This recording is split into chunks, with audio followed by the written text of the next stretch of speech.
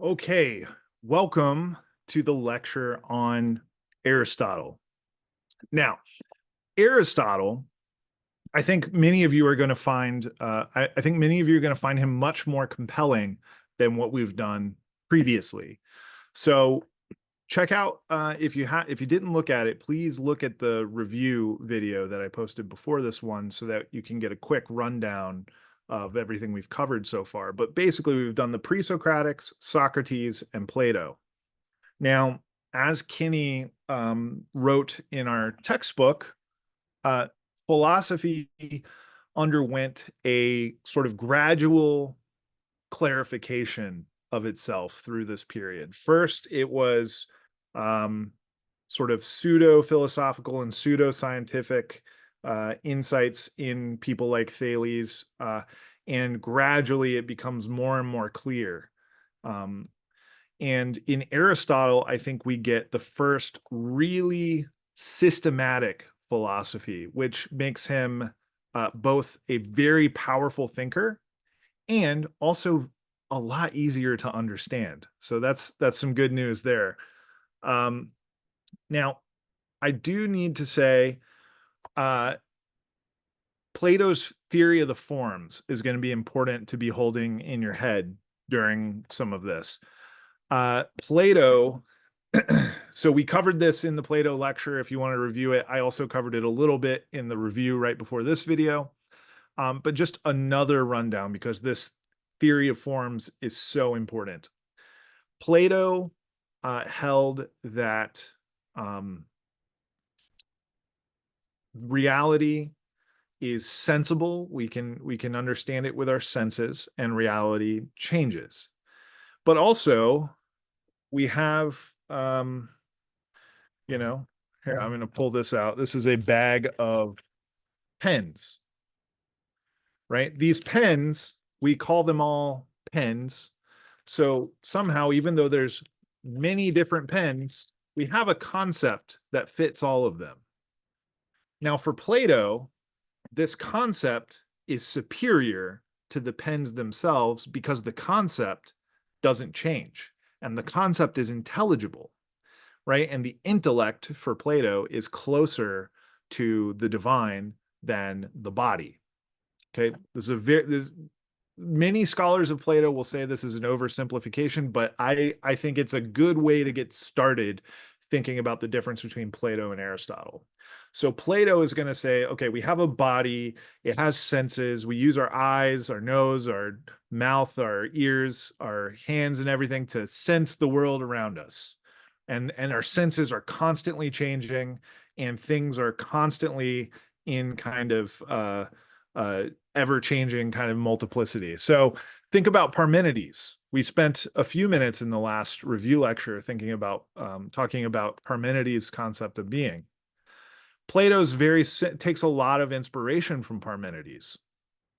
And so he thinks that the concept of the pen, because the concept doesn't change, it has to be closer to the divine than any particular pen itself.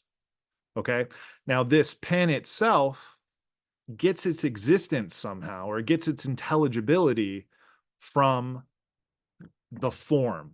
So I want to say one thing: capital F form, capital I idea, uh, sometimes capital C concept. These all refer to the same thing for Plato. I try to use the word form more often than not, but sometimes I slip into saying idea or concept or whatever, and I apologize if that's confusing to you. But the form of a pen is an unchanging, eternal essence. And that is what we have in our heads when we see a bunch of pens. We say, what do these all have in common? And we come up with an idea of a pen, which is a cylindrical utensil that uses ink to write, right? Something like that. We could probably come up with a better definition. But Plato's point is that this idea, this form of a pen, doesn't change, even though the pens in our sort of material existence all change, right? Now, Aristotle is not going to like that very much. And we'll get to why, but let's get started here with the first slide. Okay, Aristotle was a student of Plato, so he studied at the academy in Athens with Plato. And by all accounts, Aristotle was a brilliant student, and Plato even included him in his dialogue, the Parmenides, named after the philosopher Parmenides. Aristotle is the one who criticizes the theory of the forms, right? So even while Aristotle is studying at the academy, it seems like maybe he was raising his hand and saying, excuse me, Mr. Plato, Professor Plato, that doesn't seem right. And we'll see why. Aristotle's earliest work is lost. So it's said that he wrote dialogues and poetry and everything else. And it said that his dialogues were magnificent, but we don't have them, unfortunately. Man, it would be such a great day if some archaeologist in Turkey or Athens or whatever found Aristotle's dialogues. That would be a lot of very nerdy people would be very excited, including me. So Aristotle's earliest work is lost, but we do have some fragments. His surviving work is written mostly in sort of plain prose, just plain sentences, very unembellished, I guess. There's no drama to it. They read as lecture notes, and there's a good reason for that. A lot of them might be lecture notes. So one important thing here is that Aristotle was the first to found the discipline of logic.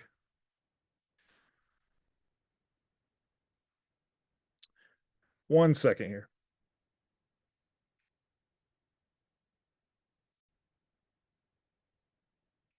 So Aristotle was the first to found the discipline of logic.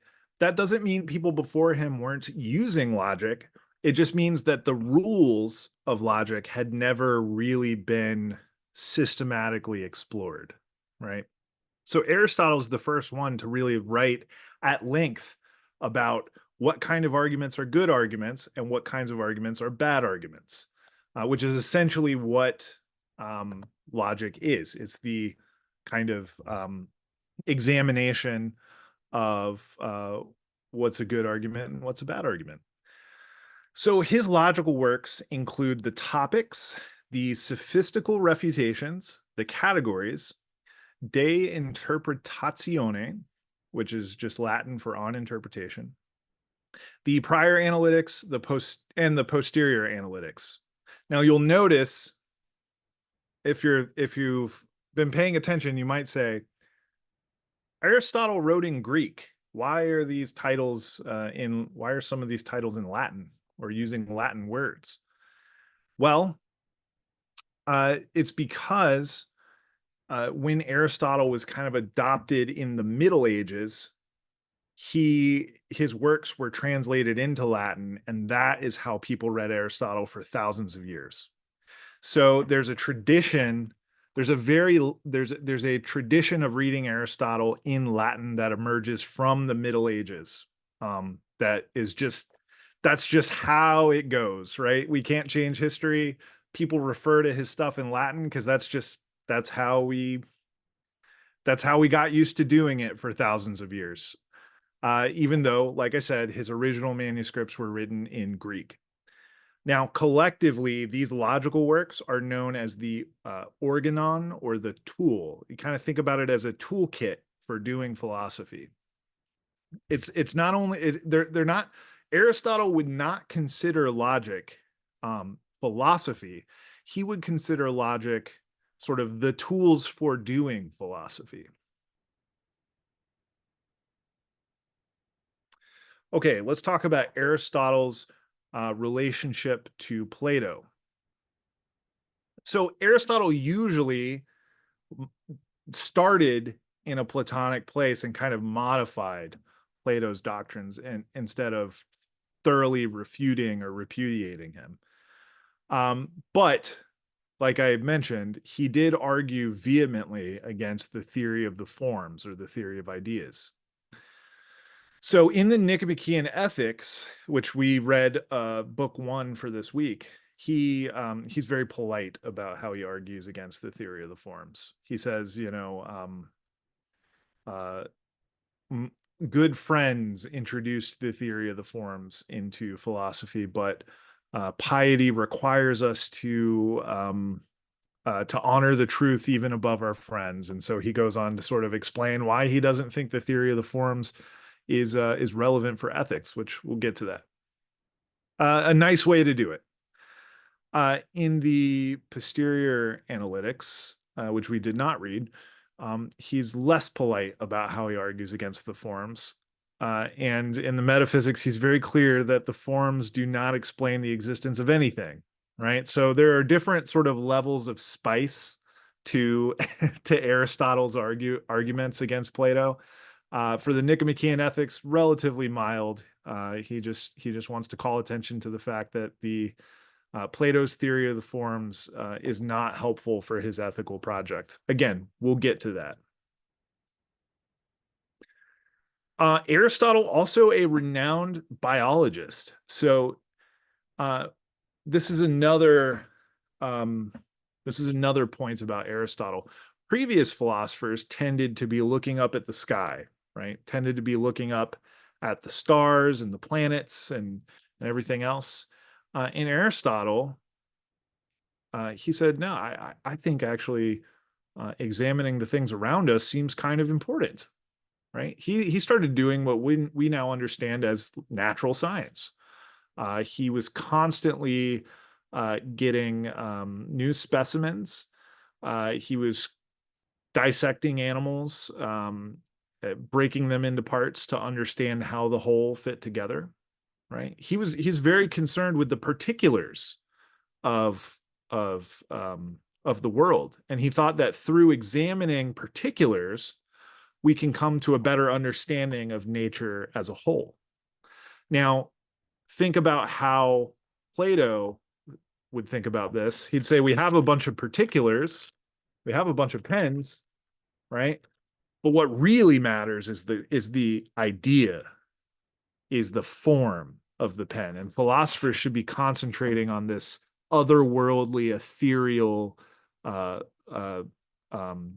realm of ideas. And Aristotle says, no, you need to get your hands dirty and dissect some animals and start understanding biology.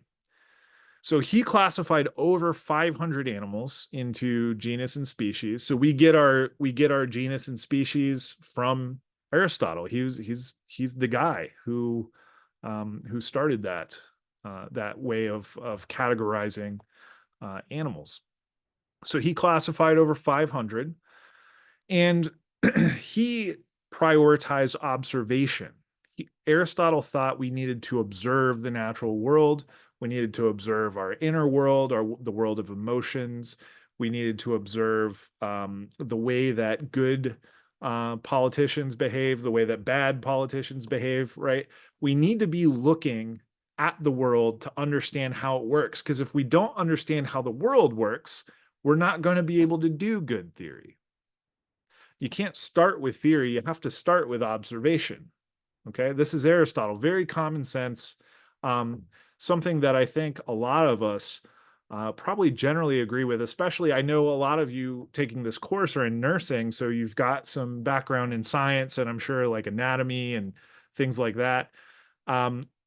This should feel a lot more familiar with Aristotle. We're moving out of this sort of era of prioritizing this mystical, ethereal realm of the forms, and we're moving to basically natural science as the starting point for things.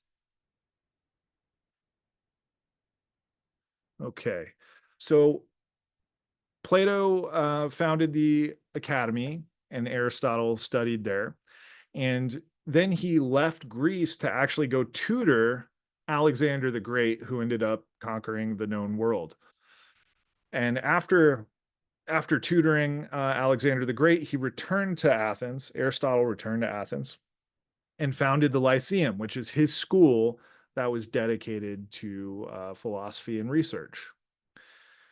So Aristotle had a large library and a big group of very talented students. And this group, this school of philosophy, was known as the Peripatetics, because they would walk up and down this avenue while they were having their discussions. Another interesting distinction here, Plato's academy was private. So you had to do something to get in. Whereas Aristotle, his Lyceum was open to the public. People could, walk in and hear lectures being given. So this is another interesting distinction between Plato, who we might say has a kind of esoteric quality, meaning there's an inside that is not accessible to everyone. You have to be initiated somehow to get into this esoteric school. Whereas for Aristotle, he's very exoteric, right? All of the doctrine is available to the public. All you have to do is walk in and listen.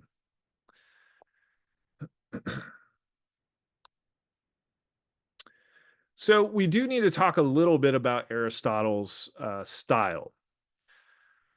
So like I said, he wrote some works in dialogue, and he wrote some poetry.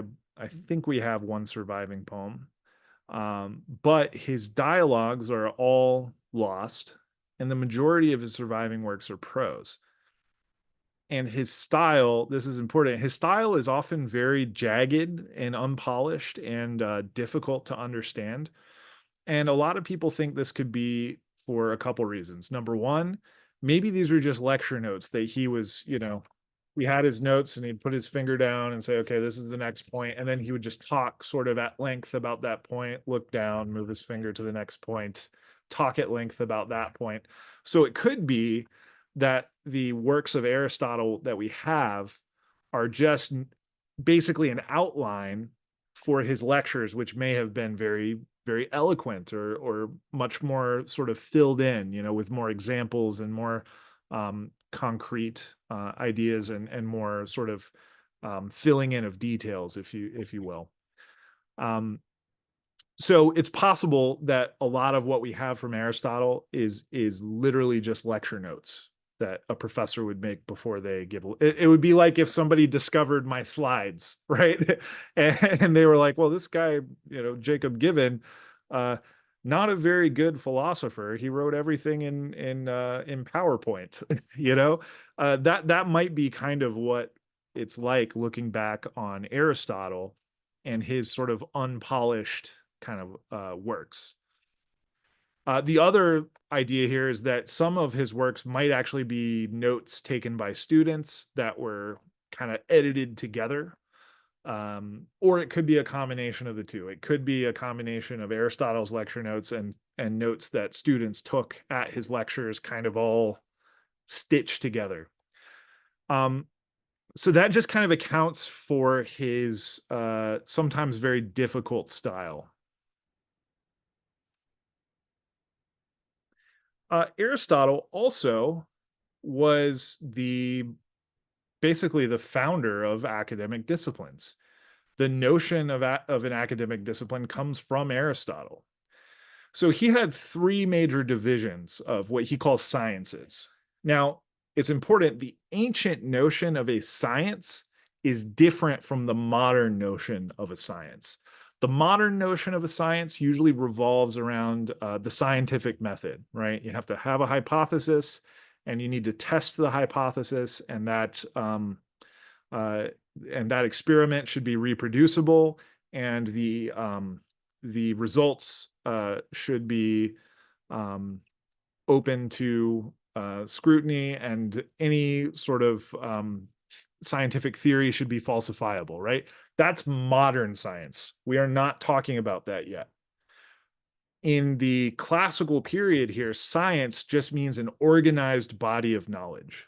Okay, so ethics, for example, can be a science because it's just an organized body of knowledge. We don't have to be able to do experiments. It doesn't need to necessarily be falsifiable. It doesn't need to be based on a hypothesis. It just has to be knowledge that is organized. If we have knowledge that's organized around a particular field or object or what have you, then it's a science for someone like Aristotle. And this is going to be true up through the Middle Ages. When we read Aquinas, for example, he'll say theology is a science. Most people today would not say that theology is a science because you can't run experiments on it in a laboratory, and it's not falsifiable in the same way that other scientific theories are. But in the classical period, like I said, any organized body of knowledge, any academic discipline is considered a science. So first we have the productive sciences, and they are, you might guess, concerned with producing something. Kenny gives the example of engineering, architecture, and strategy. So engineering, for example, its product might be something like a bridge, if you're in civil engineering, for example. Architecture, the product might be a house. So we have to study architecture. We have to have a science of architecture. We have to understand how the different pieces fit together. We need to know what kind of wood is good to build a frame with and what kind of wood is not so good, to build a frame with. We have to know, for example, how to seal windows properly so that we don't lose our insulation and get really cold in the winter or really hot in the summer, right? There's all these little pieces of knowledge and skill that come together in architecture to produce a house. So architecture would be a science. Strategy also is sort of the science of gaining victory at war, right? Aristotle actually wrote on two productive sciences, rhetoric and poetry, and we'll get to both of those, right? Rhetoric is supposed to produce victory in persuading people, and poetry obviously produces drama for Aristotle. In addition, there are practical sciences. Now, the aim of the practical sciences is to guide behavior. So ethics is supposed to guide how we behave in the world. Once we understand ethical principles and we accept them as true, that should sort of change how we live day to day. And so in that sense, changing the behavior of someone or a group of people, changing the behavior of an individual would be ethics. Changing the behavior of a large group of people would be politics. So if we have ethical principles, then we should behave in accordance with them, Aristotle thinks. And if we have political principles, we should organize our collective life together based on those political principles. And that's why these are practical sciences. They change our behavior at either the individual or the social level. Finally, there are theoretical sciences, and these just seek to understand, and they seek understanding and knowledge just for the sake of knowing and understanding. There's no productive or practical reason to engage in theoretical sciences besides just wanting to know how the world works. So physics and mathematics and theology, which for Aristotle, theology just means the study of any beings that are superior to humans. Because obviously Greece at the time was polytheistic for the most part. And cosmology, the study of the structure of our world and the study of nature, the study of the cosmos, right? This is a theoretical science because it doesn't necessarily produce something that we can use in the same way that we use, our houses or bridges or whatever. And it also doesn't necessarily change our behavior, right? If I learn, for example, that, they discovered a 10th planet in our solar system, that's cool. I'm glad to know that. I want to know that. I think it's interesting. but it doesn't change the way that I ethically exist in the world, and it doesn't change my politics, right? It doesn't change the way society is organized and the way that people behave with each other. So these are purely theoretical sciences, and uh, Aristotle doesn't shy away from the theoretical sciences, but he does engage in all three. So it's not purely theoretical for Aristotle. So let's talk about his uh, examination of the productive science of rhetoric. I'm just going to pause for a second.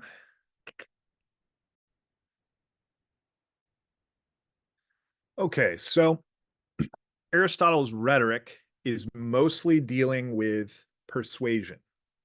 So if you want to say persuade the people of a court that you deserve this settlement from this other person who wronged you, you're going to need to change their minds, or you're going to need to appeal to them somehow and convince them that you're right and the person you're in court against is wrong.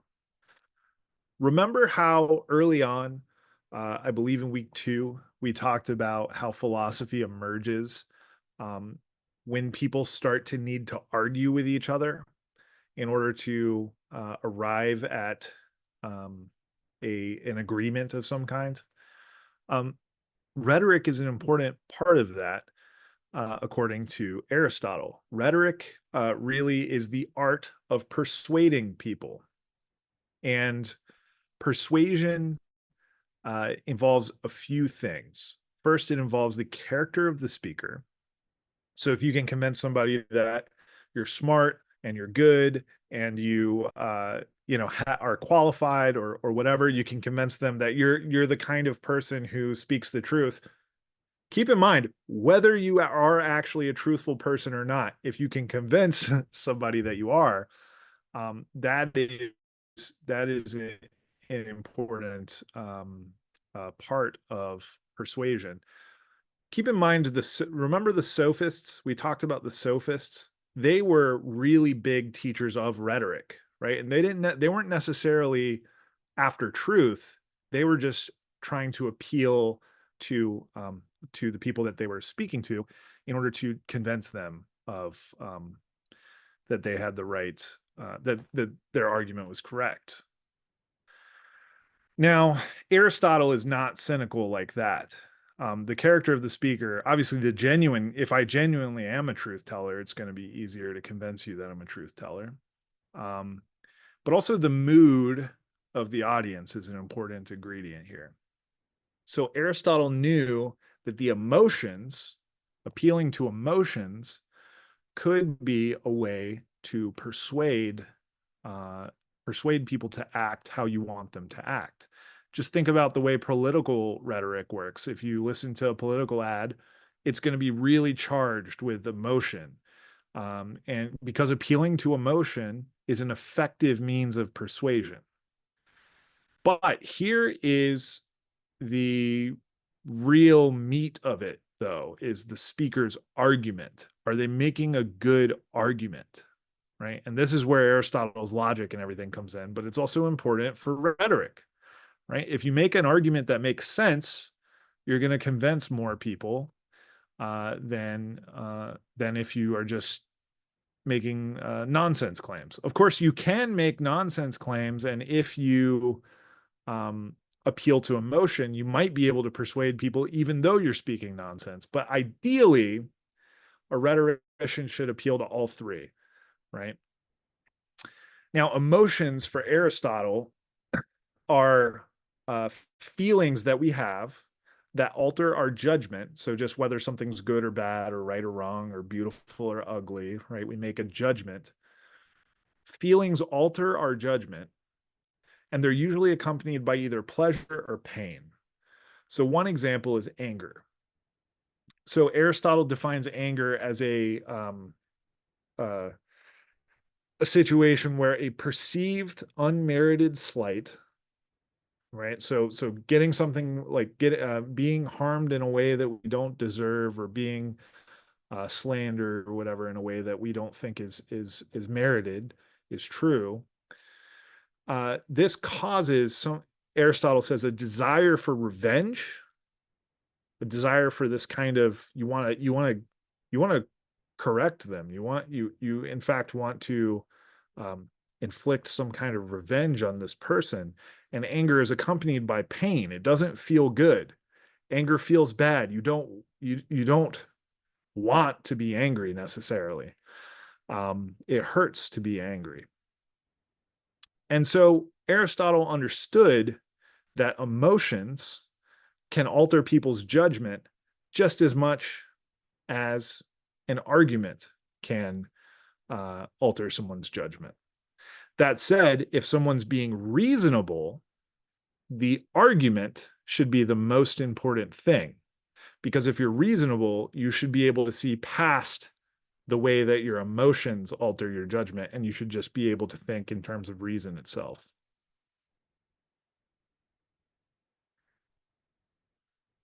Aristotle also worked on poetry. Now, at the time, poetry is usually going to be dramatic, right? We don't have like the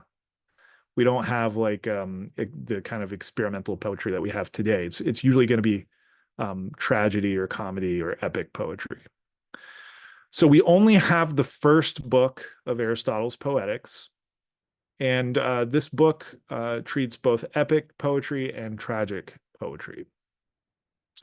There was apparently a second book which dealt with comedy that we do not have. So in order to understand how Aristotle's views on poetry are interesting, we have to think about Plato first. So Plato did not like poets. He thought that poets indulged in an imitation of reality, which would draw us further away from the forms. And so he thought that in the ideal society, we would kick all the poets out and kick all the artists out. Now, that might seem odd at first, but if you think about it in terms of the theory of the forms, it kind of makes sense. So let's put it this way. We have the form of a pen, and then we have the particular pens, the form of the pen up there in our consciousness, in our awareness. The form doesn't change, the pens do change. Well, poetry, these pens for Plato are kind of a vague imitation of that form that we can understand in our intellect, right? The concept, the idea of the pen. The idea doesn't change. These pens do change. And that's because they only imitate the form of the pen. They're not really the true pen in itself, right? Because the true pen in itself is this form, this idea. And when we think of a pen, that concept doesn't change. And that means we're getting closer to philosophical truth, which should be which should not change, right? We're getting closer to philosophical truth with the concept or the idea or the form of the pen than we do with these individual particular pens that might break, they might go to a landfill, they might change into something else, right? So these are, for philosophy, the particulars are kind of worthless, except insofar as they lead us to the form for Plato. Now, think about poets. Poets are writing about particulars. So poets are imitating imitations. So if I had a picture, for example, or even get this on your screen right now, the pens that you're looking at me holding here, that is an image of this bag of pens, which is an imitation of the concept of a pen, of the idea or the form of a pen, right? So for Plato, this bag of pens imitates the true idea of a pen. And what you're looking at on your screen is an image or an imitation of this real bag of pens, which is imitating the idea of the pen. So artists and poets are imitating imitations of the truth for Plato. So he says that poets and artists and people who sort of produce imitations um, are pulling us the wrong way. They're not leading us toward the forms; they're leading us away from the forms because they're giving us imitations of imitations. Right? That is Plato's attitude on poets and artists. Aristotle does not agree. Aristotle says that imitation is something that we do. We just naturally do from childhood because it helps us learn, right? If you want to, for example, well, I just remember when I was growing up, we had this VHS uh, camera that you kind of put on your shoulder, like it was big. Some of you might be really young and not even know, not even ever seen a VHS. A VHS is a big boxy plastic tape that's like this big, and and you know, in the 90s, you could get a camera that would hold one of these in it, and you could record, and that was, you know, now we have all that technology in our iPhone, but back in the day, you had to have a whole big camera to be able to record video onto VHS, and then you could take it out and put it in your VHS player and watch it. Um, Home videos. Sadly, I don't see a whole lot of home videos anymore. I guess that's what Instagram and Facebook are these days. Um, but anyways, back in my childhood, we had one of these cameras, and me and my brother would make videos. And one time, my cousin was over, and we decided we wanted to learn how to be uh, news reporters. And so we imitated a newsroom, and we had the camera set up. We made my mom film it. My brother was really little at the time, so he was just sort of wandering around in the background. And my cousin was delivering a news report that was completely made up about, I think she said something like a lion got out of the zoo or something like that. Completely made up, not a real news report, an imitation of what we had seen on the TV. And I obviously gave like I was obsessed with the Weather Channel because my dad, he was in the car washing business. So he would have the Weather Channel on all the time to know whether they were going to be open or not. So I was always watching the Weather Channel and always watching these weather guys doing their reports. And I don't know, I thought it was cool. So I gave a weather report. I'm sure it was absurd. My cousin gave a traffic report that was absurd, right? These are imitations of what we as kids, I don't know, I was like maybe 6 or 7 or something. We as kids, this is what we thought the news was. And so we made an imitation of a newsroom. And like honestly, like I mean, it was pretty good for kids, you know, and it gave us a little bit of understanding about what it feels like to actually do the news. Was it a full understanding of what it feels like to do the news? Absolutely not. But it sort of got us learning about, okay, how do we set up the camera? Where should it aim? What should be in the background, right? What are the how should we talk about the traffic? How should we talk about the weather? It's not perfect. It's not even close to good. It would never be air. I mean, it might be good comedy, but it's not a good newscast. But Aristotle's point here is that imitation is how we learn to do things in childhood. And so why should that be different as we continue growing up? If there are things we don't know, why shouldn't we imitate in order to learn? It doesn't have to be necessarily pulling us away from the perfect.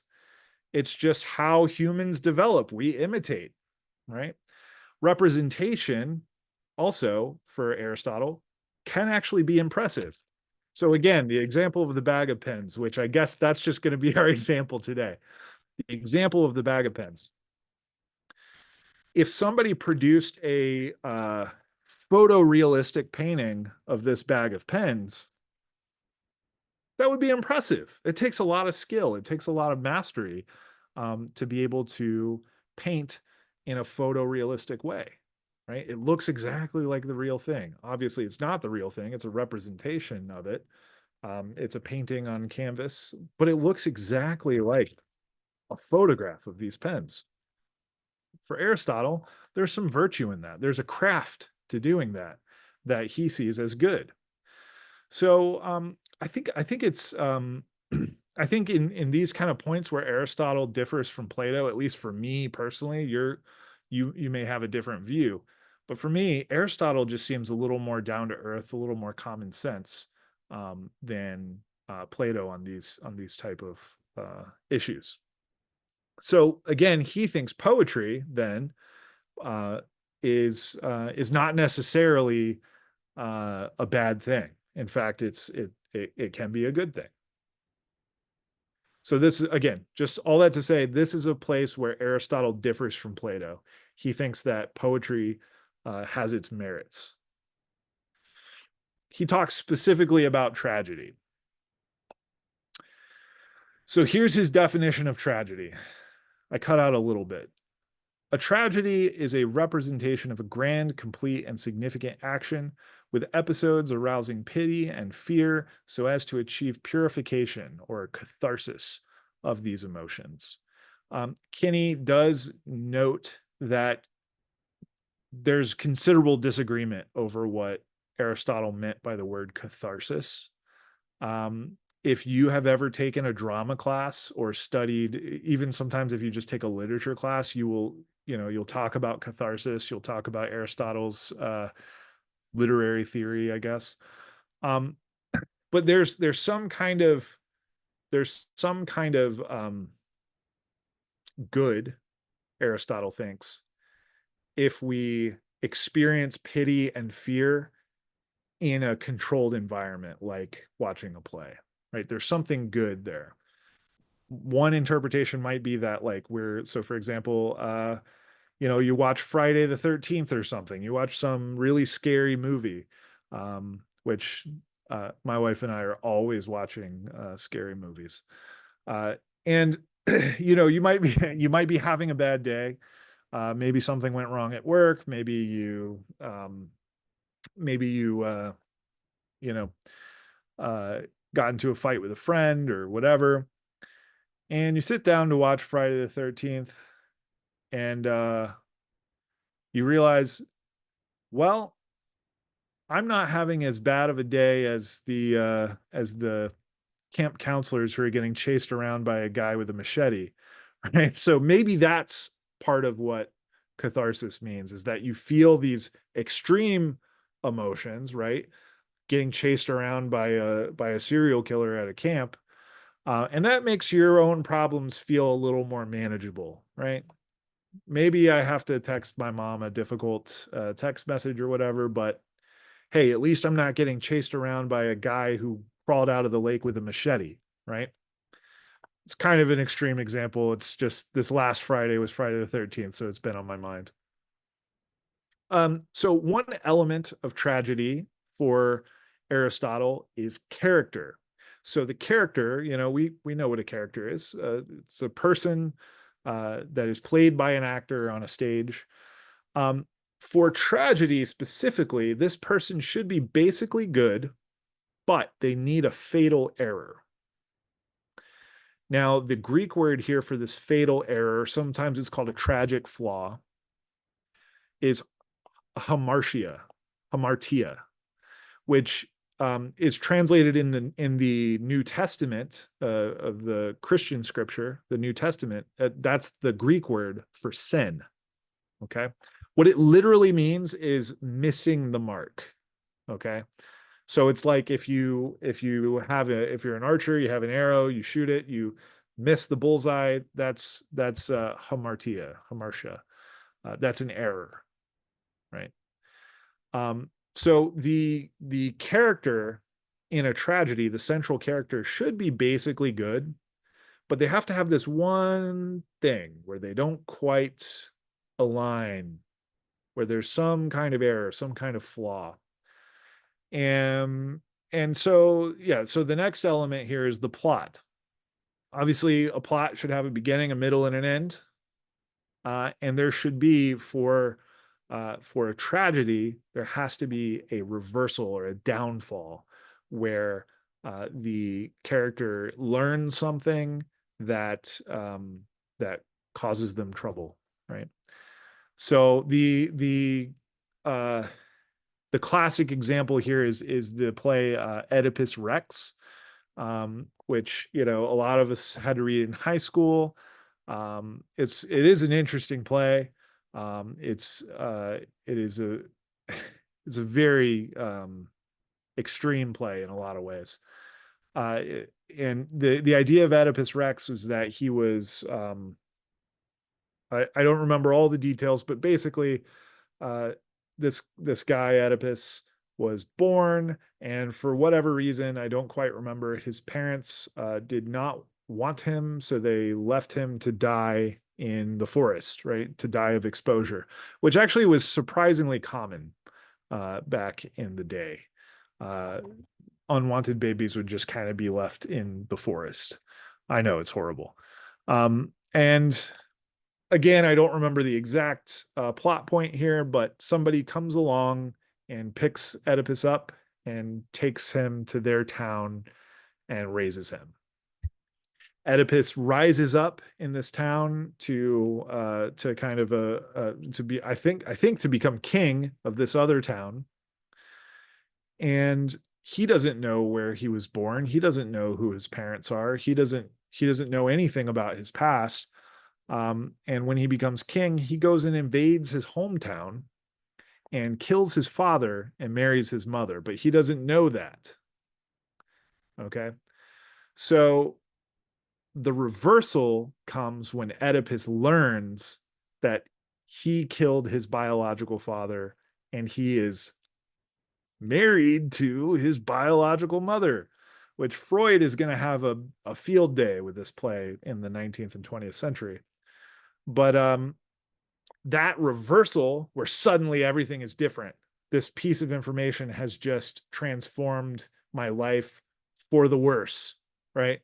That is what Aristotle is talking about here.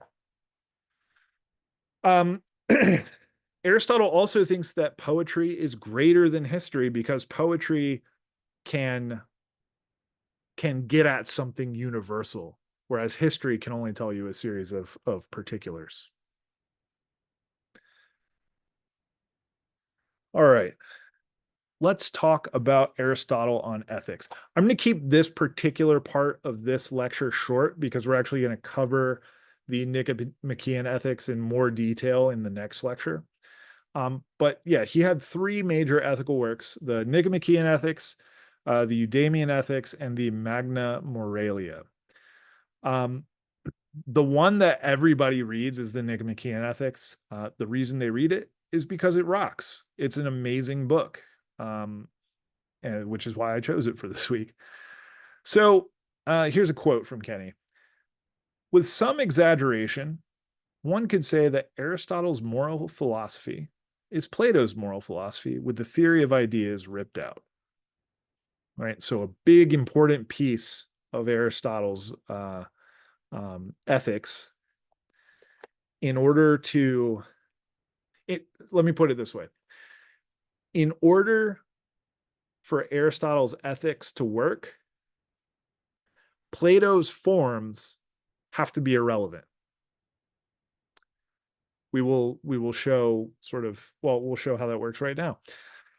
Plato's principle of the good is the form of the good. Capital F, the form of the good, right? And we've done this a bunch of times with these pens.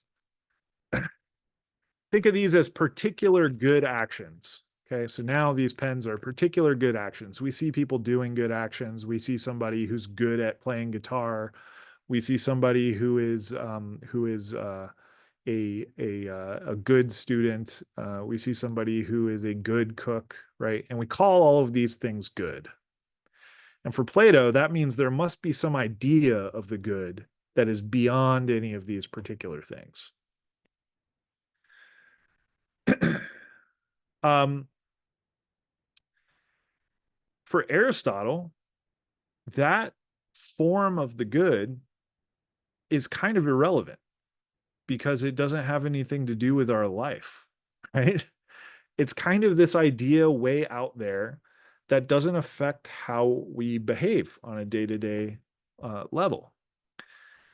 So Aristotle's ultimate ethical principle is not the form of the good, it's happiness, eudaimonia, the good, living a good life, which is constituted by activity. So Aristotle separates understanding, which is theoretical. So he would say, Plato understands the form of the good. And for Aristotle, that is understanding, but it's not wisdom. Wisdom is practical. And I see that that little bit has been cut off by my citation here. Understanding is theoretical, wisdom is practical. Wisdom tells you how you should act in the world, and your activity and your action, that is the domain of wisdom, right? Acting in the right way. And for Aristotle, he says, even if we could understand the form of the good, it's not really clear how that would affect our actions. It's not really clear what wisdom we could glean from the good besides just sitting around and contemplating the form, right? So Aristotle is wanting to move this in a much more practical direction, in a much more everyday life direction that I think resonates still with a lot of people. Okay. Now let's talk about Aristotle's politics. For Aristotle, the state is the highest form of community. So he sees the state as kind of a natural conclusion to these different levels of community joining together. So first, he would say you have a family. So a family has a mother, father, children, might also at the time have servants or other kind of people in your house. He also, we'll see, gives a defense of slavery. So he considers slaves part of a family. And you get these families, you get a bunch of them together, and now you have a village. And you get a bunch of villages together, and now you have a state. Now, Aristotle thinks that the state is the kind of community that humans are designed for. We need a state in order to fulfill our potential, according to Aristotle. Okay, so I have a reading here on page 71. So if you want to follow along, get your Kenny reading and go to page 71. And I'm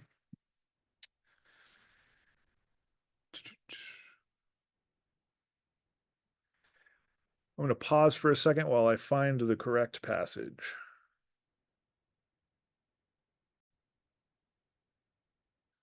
Okay, so we are on page 71 of Anthony Kenny's New History of Philosophy, New History of Western Philosophy. And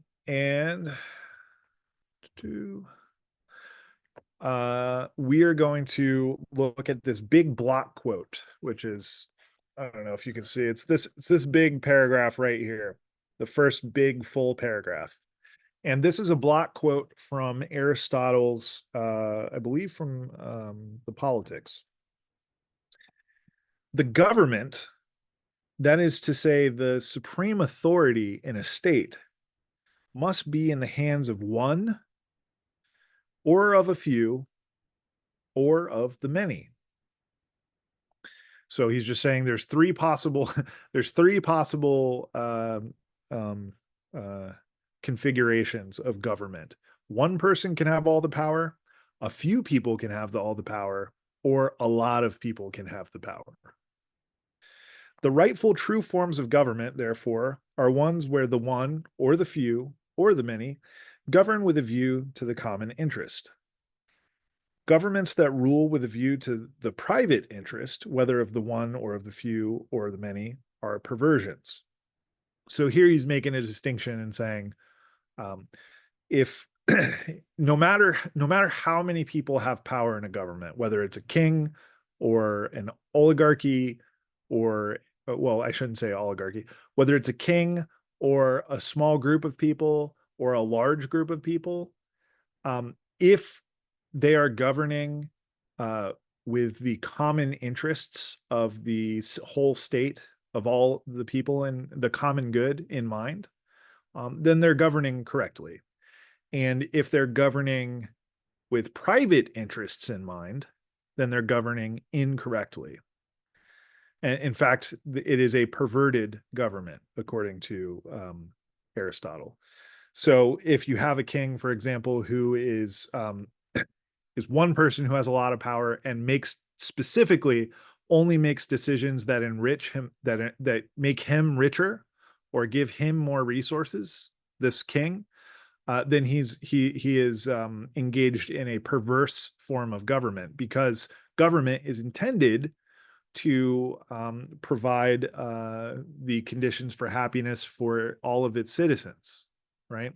And so if you're governing in order to have the common good shared with everyone, oh, then no matter whether it's one or a few or many people doing the governing, that's the right way to do it. But if the king wants to make himself richer, or the group of people who are governing, the small group of people, that they would be oligarchs, want to enrich themselves and make themselves more powerful, or even many people making decisions specifically just for their own interests. That's a perverse form of government. Okay, continuing on here. Those who belong to a state, if they are truly to be called citizens, must share in its benefits. Government by a single person, if it aims at the common interests, we are accustomed to call monarchy. Similar government by a minority, we call aristocracy. So aristocracy being a small group of people who govern according to the common interest of all citizens, either because the rulers are the best or because it aims at the best interests of the state and the community. When it is the majority that governs in the common interest, we call it a polity. Of each of these forms of government, there exists a perversion. The perversion of monarchy is tyranny. The perversion of aristocracy is oligarchy. And the perversion of polity is democracy. For tyranny is a monarchy exercised solely for the benefit of the monarch. Oligarchy has in view only the interests of the wealthy, and democracy the interests only of the poor classes. None of these aims at the common good of all. Okay, so I like I like the way Aristotle thinks, because his concepts make really nice spreadsheets. So I've made a table here on the different forms of politics in Aristotle. So here on the left-hand column, I have the power distribution, just meaning how many people hold power. One person, a few people, or many people. And then we have two forms of each government here. One is the rightful form, which is aimed at the common interest, and the other is the perverse form, which is aimed at private interests. Okay, so if we have one person governing, if they are governing with the interests of all citizens in mind, then they are a monarch. And we would call that government, according to Aristotle, we'd call that government a monarchy. If this one person is governing with private interests in mind and is not concerned with the well-being of the entire state, then we call this person a tyrant, and we call this kind of government a tyranny. Now, if there is a sort of small group of rulers and they are ruling with the common interests of the state in mind, meaning all classes of people, and they want what's best for all classes of people, then they are called an aristocracy. If we have a small group of people who make the political decisions and they are concerned mainly just with the interests of themselves or the wealthy, then that is what we call an oligarchy. And it is a perverse form of government because it is not looking out for the common good of all classes. It is concerned only with the private interests of a few. Finally, we have the many, so just a very wide distribution of power. And if the many are governing with or making political decisions or voting according to the common good, if that's what's guiding how they vote, right, then Aristotle would call that a polity. And if they were voting or governing according only to the interests of the lowest class, he would call that a democracy. Now, this kind of shows how the ancient ideas of government, a lot of, I mean, it still makes sense, but our common sort of conception of democracy nowadays is a little bit different than how Aristotle saw it. And yeah, I think that's okay. I'm not an Aristotelian on every point. Okay, let's keep going here on the politics. So, two major points that Aristotle argued for that have caused a lot of damage through history. Well, one in particular is the justification of slavery. So it's important to say if you've ever, for example, taken a biblical studies course or a ancient history course or something, it's important to say that ancient slavery is an institution that's very different from how most Americans think about slavery now. Our system of slavery in the United States in the recent past was a different system. Is not to say at all that ancient slavery is morally good or excusable, uh, even though Aristotle will make some arguments that it is. But it is important to note that it is a different kind of institution. So justification. So Aristotle provided some justifications for slavery. First of all, he said that when you go to war and you defeat a enemy, then taking their population as slaves is just. That's how war worked, according to Aristotle. The second point is a little more gross. I hate this point in Aristotle. Uh, I don't like it. But anyways, we have to read. We have to understand Aristotle for who he was. He thought that some humans were inferior, so they didn't have the same kind of like reasoning capacities as, for example, a philosopher like Aristotle. And he thought that people that couldn't necessarily make the best decisions for themselves should be slaves because their master, if their master was a just person, would make decisions for the slave that were in the best interest of the slave. Now, slaves for Aristotle are used as basically as tools, right? They accomplish work. So if you're running a household, you have slaves to help prepare the food, help keep up around the house, do the laundry, all this kind of labor that is needed to keep a house running. Now, Anthony Kinney uh, um, makes the point that he kind of wondered if Aristotle saw automation now, would he think that the institution of slavery was still just, right? If he saw that we have washing machines and drying machines, would that change his opinion on slavery? I don't know. Uh, what I think is the more, I don't think Kenny really talks about this very much. What I think is the more problematic idea here is the notion of a natural slave, which is the notion of a naturally inferior person. A naturally inferior person is somebody who just can't reason correctly and can't make decisions that allow them and the people around them to flourish. They can't make those decisions on their own.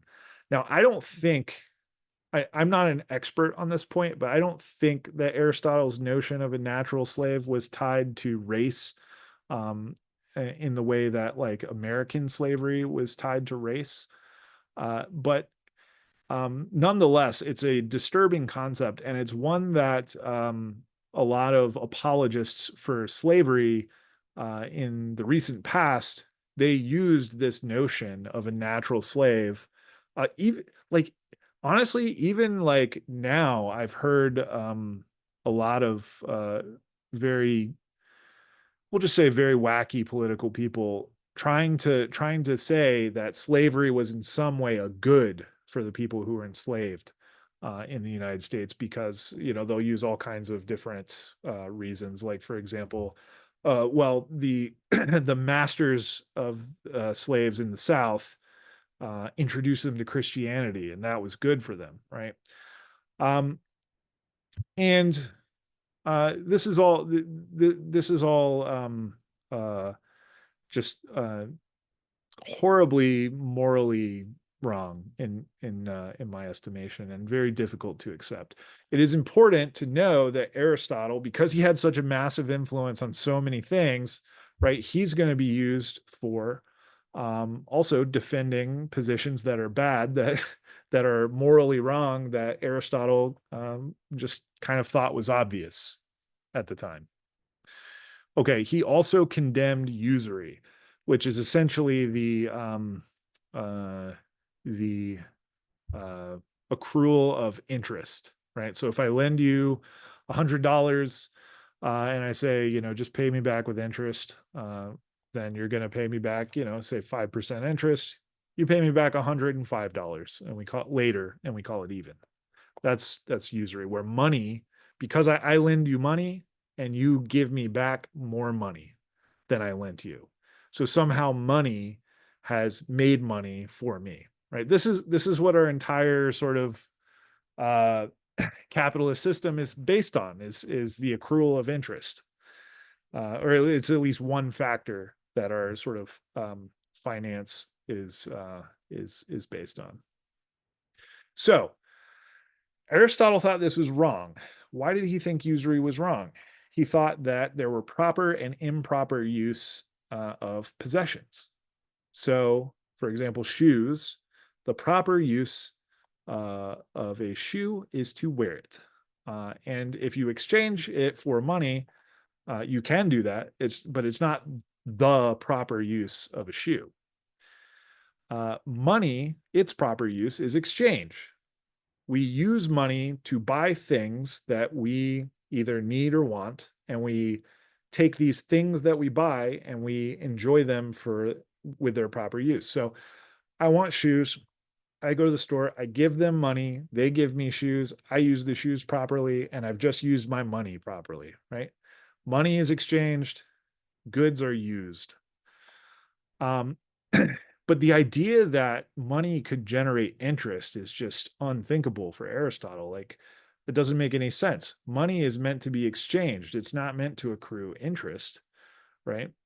So he thought this lending of money and gaining more value in return was not the correct use of money, and he was very against this idea of charging interest.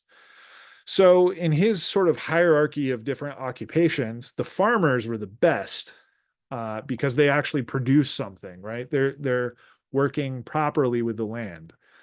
They are producing food, they're producing goods, they're keeping the city moving with the food that they give us. Bankers, on the other hand, were at the bottom because they use money improperly, right? And merchants are somewhere in the middle because they kind of do both. They provide us with goods and stuff, but they're also involved in this kind of finance, which is not so good. Um, now, in the Middle Ages, because Aristotle was so influential in the Middle Ages, very harsh laws or very strict laws on lending money, and usury was considered a crime. This is largely due to Aristotle's influence. Now, the other thing here that wasn't mentioned in Kenny is that in the Middle Ages, it was typically Jews who were involved in finance, and the Christian church was very anti-Semitic in a lot of ways. And so this condemnation of usury kind of fed into this to the anti-Semitism. They kind of fed into each other. Um, and yeah, it's unfortunate. And so I don't necessarily have a strong opinion on myself on interest, but I think just if you look at the history of how Aristotle's concepts and sort of especially his justification for slavery and his condemnation of usury, these are two particular points of Aristotle that have caused damage over history. There are more, but these are two big ones.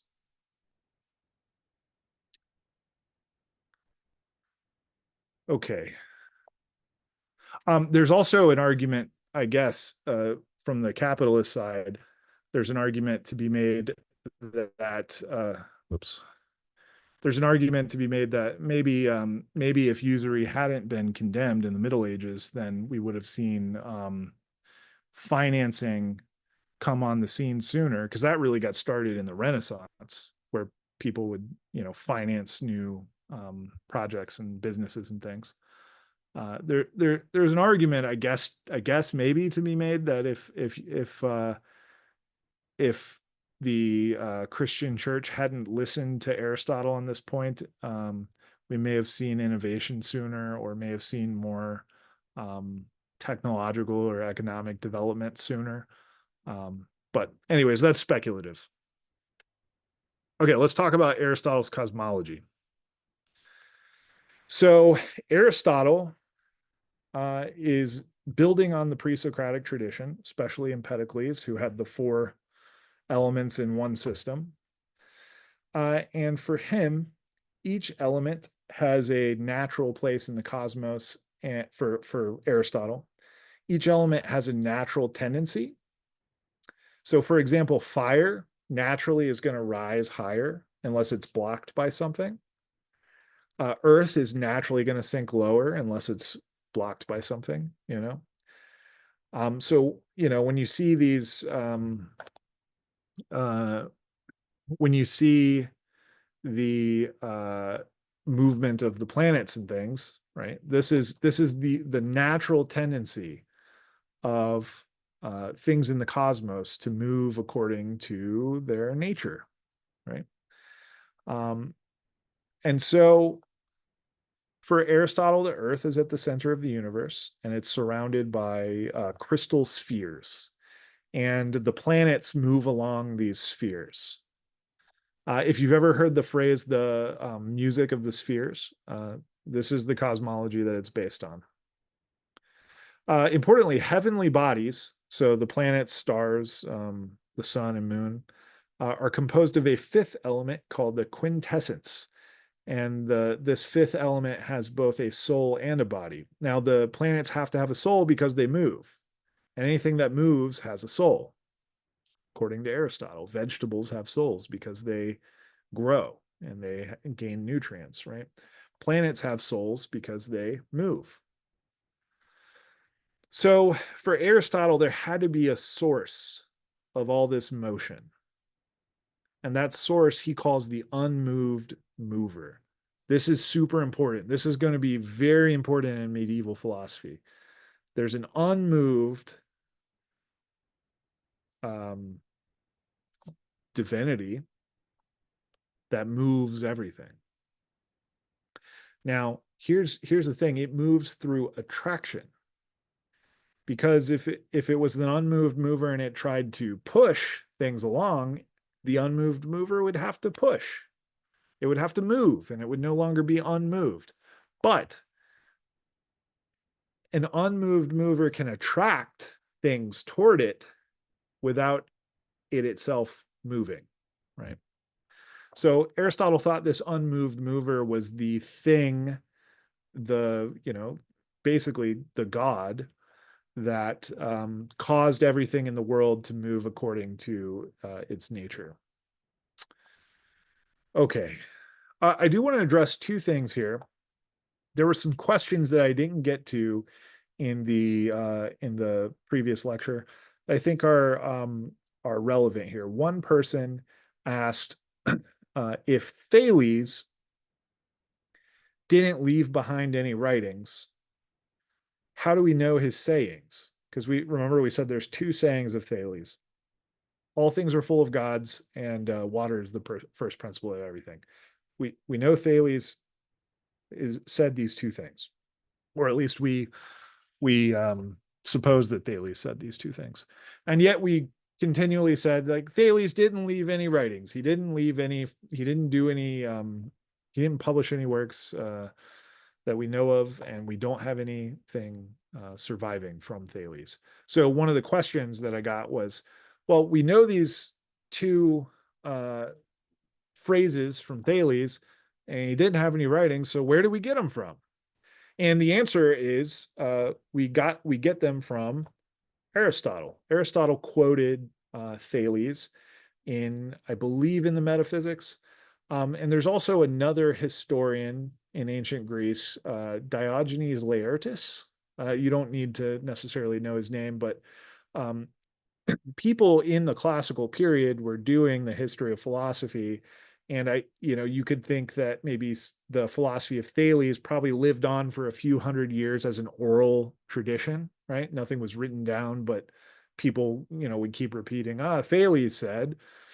And Aristotle recorded down these sayings of Thales. And so that's how we have Thales sayings that all things are full of gods and water is the first principle of everything. But Thales himself didn't leave behind any writings. There was one more. Oh, somebody asked if, I believe this was in reference to, it was in reference to, I think, Anaximander or Anaximenes, but somebody basically said, if the Earth is at the center of the universe, or if the Earth doesn't move, how do you get the sunset and the sunrise, and how do you get the stars moving around in the sky and things like that? And the answer is, in the ancient world, you have a geocentric universe, meaning the Earth is at the center, and everything else in the universe rotates around the Earth. That's how they sort of thought of this universe, and that wouldn't be changed for hundreds and hundreds of years. People are going to believe in geocentrism. And if you recall, when we talked about Xenophanes and Heraclitus, Xenophanes believed that the Earth was like this infinite pillar that just went down forever, and we we're just kind of sitting on top of it. And so he thought that the sun could not go underneath the Earth.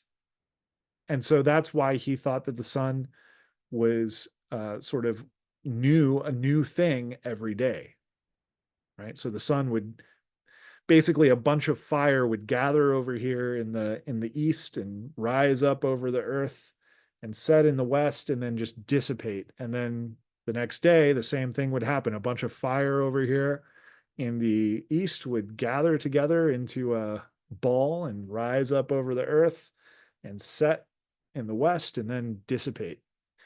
And Heraclitus had a similar view. So people had explanations for things, even if we don't find them very persuasive today. I believe that is the end of this. Oh, no. One more thing. Aristotle and Plato revisited. So if you've noticed, the first slide of each of my presentations has this painting on it. You may or may not have heard of it. It's a painting by the Renaissance artist Raphael, and it's done in a fresco in the Vatican, and it's called the School of Athens. And the School of Athens depicts tons of different philosophers. In fact, well, I don't want to back all the way through the presentation, but there's a bunch of different philosophers depicted, but at the very center, there are these two figures. And here you see on the left, in the sort of reddish, pinkish robe, that's Plato. And if you notice, he's pointing up. He's pointing up at the forms, right? The philosopher needs to contemplate the forms. If you notice Aristotle on the right, in the blue robe, he's putting his hand out and he's saying, no, we need to be observing the world around us, right? Raphael was very intentional about showing the difference between Plato and Aristotle in his painting, The School of Athens, right? So Plato, he has him gesturing upward to talk about how Plato's concerned with the intelligible reality and not really all that concerned with the reality of the body or of the material world. And you have Plato, or you have Aristotle rather, pointing outward saying, no, we need to dissect all of the animals, or we need to pay attention to how life works. That's how we learn things. So very different attitudes in Plato on the one hand and Aristotle on the other. So that brings us to the end of this lecture on Aristotle. We will move in the next lecture to look at some specific passages in the Nicomachean Ethics. I really think you're going to enjoy this one.